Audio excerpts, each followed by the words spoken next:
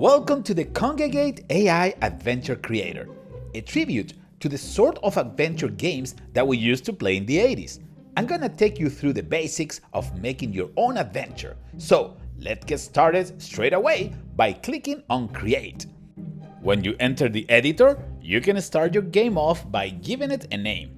So let's call this the Frog's Adventure. We select the hero for this adventure. Let's choose Frog, and we can start with a number of coins that might come in useful later buying things. And let's give it some gems as well. There you go! We've got the basics of the adventure set up. We can load and save from here, of course. But we haven't built anything yet. Let's get started by adding what we call adventure nodes. We add an adventure node here, which is a start one, and this will allow us to build different nodes and then show how they link up to make an adventure path. Let's create a third one, and then we can link the nodes together by going to the Node tab over here. And you can see we can link the nodes to another through choices. Now we have a start node and two choices. Choice A will be go to the mountain, for example, and go to the forest will be choice B. And then you have set up two choices that will flow through your adventure to these different nodes. But it's not much fun at the moment because I have no images or text. Let's remedy that. Let's go to the AI images. As you can see down here in the AI archive, as we call it, we have many options that you can select which allow you to generate an image. Let's start in the Shire, in a village, for example, and we want to be outside. We click on the Generate button, and then we have a very nice village created for us. We confirm, and now you can see it appears in the node up here. That is great! Now, let's make a bit more fun by adding scene objects. We have a basic and very easy to use 3D editor here that allows you to add props and creatures. So the first thing that you want to do is to check that the floor perspective matches up with the image that you have generated. Then you can start adding creatures. So let's put our frog here. There you go. And as you can see, as you move around, he has a very nice perspective movement in this scene, which is very useful. Let's make it a little bit bigger. There you go. And let's confirm that. And we got our hero set up. Now, no graphic adventure will be complete without a nice text explaining what's going on. So you can enter your text here. For example, the frog hero begin his adventure, something like that, in his village. Yeah, that sounds a little bit boring. But luckily, we have AI Assistant to make this a little bit more interesting. So, click in the Generating button. This will use an AI token, but will give you a lot of tokens so you can have no problems building your own adventures. And that creates a nice text for you. It's also including information about going to the mountains and also to the forest, but it might be not exactly right. So, you can also edit this text. So let's end the conversation there. You can also change the writing style, so you have different options down as well.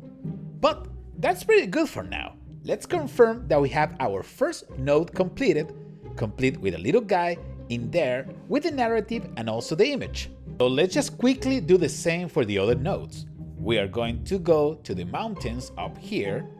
So let's find a mountain image, Shire, mountain town. Let's go out and outside during the day. Let's generate the image. Maybe let's try something different. Not bad. I like this one a lot. Now you can see the images are generated from archive images, of which we have thousands.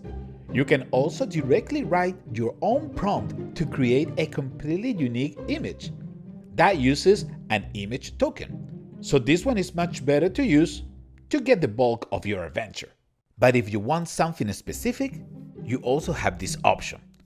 And then in the use section, you have the images that you already use. That's very useful as well. So let's confirm this one. We now have the village and the traveling to the mountain town. And we need a forest image here. Again, let's go to the AI image, Shire, let's go to the wilderness, outside, day, and we got a nice forest image. Now maybe we want to add another choice. So when you get there to the mountain village, let's say you want to go and buy something from somebody. Let's generate the image, go to the mountain, town, interior, let's click in generate, and that's a very nice interior for a blacksmith. Let's pop that in there, and we're going to link to this node, this choice. Visit the blacksmith. That's good. And then we're linked to this node. Let's actually put a blacksmith in there. So again, we match the floor, and then we add a nice frightening blacksmith. There you go, looking good. That's looking pretty good for now. So perhaps let's add another guy in here as well. Let's change the floor to make sure that it matches the image. And let's add a mighty little dragon to this scene. So we have a pretty nice little adventure already. That is great. We need to fill out some things that still haven't been completed. Only this first node has a text. So let's get some information quickly in. So we arrive in the mountain town, for example. And as you can see, you don't have to write much to actually start generating things. You can actually use the image generation and text generation to give you ideas as well. So it helps you to build up an idea of your adventure as you go along. You pick up on the fact that you are going to choose to visit a blacksmith, so that's great as well. And again, you can just edit and get rid of parts that you don't want anymore. Let's go to this one, and let's point out that the blacksmith in his shop is a large battle bear. I think that is a good idea. What can we add? What do you want, for example?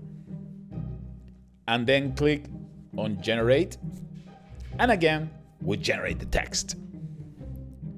Let's just assume it's good. And finally, this one, we find a baby dragon in the forest. Brilliant! And there we go! We have our own little adventure. Let's actually save that. So we save a new game here, Frog's Adventure, and we're all saved. Now you will notice in each one of these, the nodes that we're using are choice nodes, which are the links to the different choices. But there are many different types of nodes. So you can see from here, you got all sorts of options. And then you got even more options within those options. So you got different puzzles, goblin dice sequences, all sort of things that you can add to make your adventure more fun. Whole 5 nodes, so you can have battles and so on. There is also an example section, so you can find example games, you can play them, see how they work, load it up, and see how the configuration of each of the node is done. That is the best way to learn, by playing other levels, other games, and then seeing how it's done. So let's finish this off by publishing the game. You can actually publish it. It immediately becomes available to the rest of the world. And then other people will rank your game on how good it is. And you can rise up the leaderboards and become one of the favorite creators of adventure games. So good luck with that. Let's finish off this tutorial by playing the one that we just built. Simply click on play, and we go into the players where you can now play the adventure you just made.